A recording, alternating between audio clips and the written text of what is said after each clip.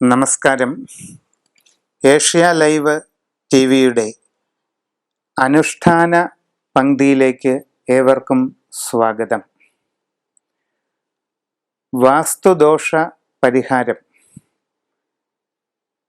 ലഘുവായ രീതിയിൽ എന്നുള്ളതാണ് നമ്മുടെ ഇന്നത്തെ വിഷയം. ഗൃഹസംബന്ധമോ മറ്റ് സ്ഥാപനങ്ങളെ സംബന്ധിക്കുന്നതോ ആയ വാസ്തുശാസ്ത്രപരമായ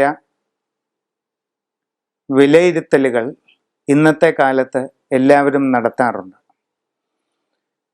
വീട് വയ്ക്കുന്നതിന് മുമ്പേ വാസ്തു ആചാര്യന്മാരെ കൊണ്ട് പ്ലാൻ പരിശോധിപ്പിക്കുകയോ പ്ലാൻ വരപ്പിക്കുകയോ ചെയ്ത് എല്ലാ ഗണിതവും സൂക്ഷ്മമായി നിർവഹിച്ചിട്ടാണ് പുതിയതായി വയ്ക്കുന്ന വീടുകളിൽ കാര്യങ്ങളെല്ലാം മുമ്പോട്ട് നീങ്ങാറുള്ളത്. എന്നാൽ നമ്മുടെ നാട്ടിൽ പുതുതായി വരുന്ന വീടുകളേക്കാൾ കൂടുതൽ കുറച്ച് കാലങ്ങൾക്ക് മുമ്പ് വയ്ക്കപ്പെട്ട വീടുകളാണ് അധികമായുള്ളത്. പഴയ വീടുകളുടെ വാസ്തു പരിശോധിക്കുമ്പോൾ പലപ്പോഴും വളരെയധികം ദോഷകരമായ അവസ്ഥാവിശേഷങ്ങൾ കാണാറുണ്ട്. ഇങ്ങനെയുള്ള വാസ്തുദോഷങ്ങൾക്ക് പരിഹാരമായി വാസ്തുശാസ്ത്രപരമായ പ്രതിവിധികൾ പറയുമ്പോൾ നിർമ്മാണ പ്രവൃത്തികളാണ് അധികവും വരാറുള്ളത്. ചിലരാണെങ്കിൽ കൂടുതൽ വിപുലമായി വാസ്തുസ്ഥിതി നോക്കാതെ ധൃതിയിൽ ഒരു വീട് പണി കഴിഞ്ഞാൽ ഉടനെ തന്നെ ഇപ്രകാരമുള്ള ദോഷമുണ്ടെന്നറിഞ്ഞ് പുതുതായി നിർമ്മിച്ച വീടുകൾ വീണ്ടും പൊളിച്ച് ചില മാറ്റങ്ങൾ വരുത്തേണ്ടതായിട്ടുള്ള അവസ്ഥയിലാണ് പലപ്പോഴും എത്താറുള്ളത്. നിലവിൽ പണി പൂർത്തിയായ വീടുകൾക്കും പഴയ വീടുകൾക്കുമെല്ലാം വാസ്തുദോഷ പരിഹാരം നാം വിധിക്കുമ്പോൾ പലപ്പോഴും അതിന് പ്രായോഗിക ബുദ്ധിമുട്ടുകൾ വളരെ ഏറെയാണ്.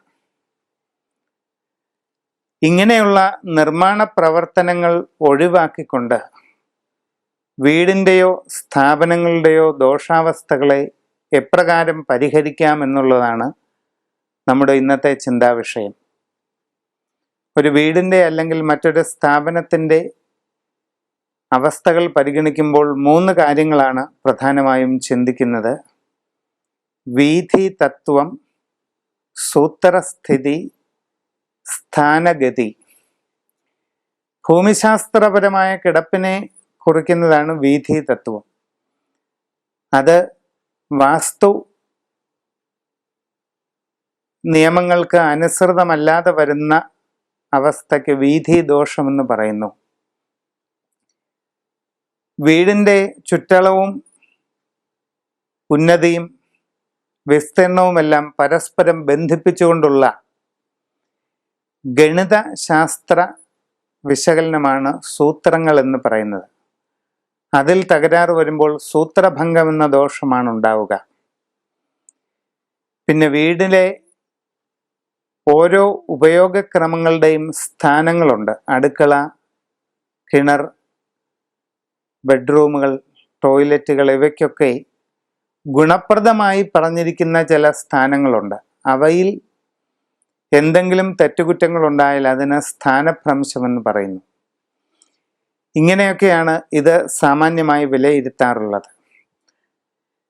വീഥി സംബന്ധമായിട്ടാണെങ്കിലും സ്ഥാന സംബന്ധമായിട്ടാണെങ്കിലും അതിൻ്റെ കണക്കിനെ സംബന്ധിച്ചാണെങ്കിലും എത്ര തീവ്രമായ ദോഷങ്ങൾ വന്നാലും വലിയ ബുദ്ധിമുട്ടും പണച്ചെലവും ഉൾക്കൊള്ളുന്ന രീതിയിലുള്ള നിർമ്മാണ പ്രവൃത്തികളെ ഒഴിവാക്കിക്കൊണ്ട് എല്ലാ ദോഷങ്ങളും ഏകദേശം പൂർണ്ണമായി തന്നെ മാറ്റി ആ വീട്ടിൽ സന്തോഷവും ഐശ്വര്യവും കൊണ്ടുവരുന്നതിന് ചില വിശേഷ തന്ത്രശാസ്ത്ര അനുഷ്ഠാനങ്ങൾ പറയുന്നുണ്ട്. അതിലൊന്നാണ് വാസ്തു സുദർശനം എന്ന ക്രിയ.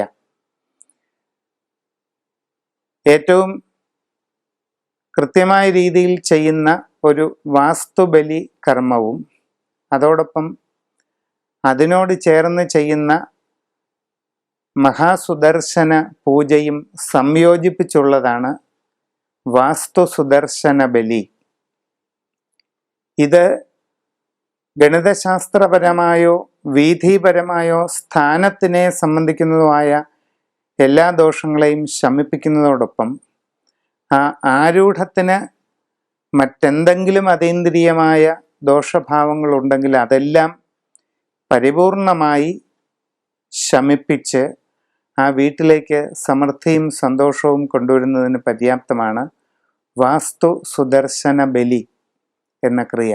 ഇത് തികച്ചും ശാസ്ത്രീയമായ രീതിയിൽ നിങ്ങളുടെ വീടുകളിൽ നടത്തുന്നതിനോളം ഉത്തമമായ മറ്റൊരു കർമ്മവും ഉണ്ടാവില്ല.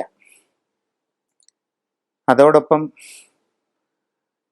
ജയസുദർശന പൂജ എന്ന് പറയുന്ന ചടങ്ങും വീടിൻ്റെ ആരൂഢത്തെ ബാധിക്കുന്നതായ സകലവിധ ദോഷങ്ങൾക്കും പരിഹാരമായി നിർദ്ദേശിക്കാവുന്നതാണ്. ഈ രണ്ട് ക്രിയകളോടൊപ്പം പഞ്ചായുധ സ്ഥാപനം, പഞ്ചശിര സ്ഥാപനം ഇവയെല്ലാം കൊണ്ട് ഏതു വിധത്തിലുള്ള ഗൃഹദോഷങ്ങൾക്കും നമുക്ക് വളരെ ഫലപ്രദമായി പരിഹാരം കണ്ടെത്താവുന്നതാണ്.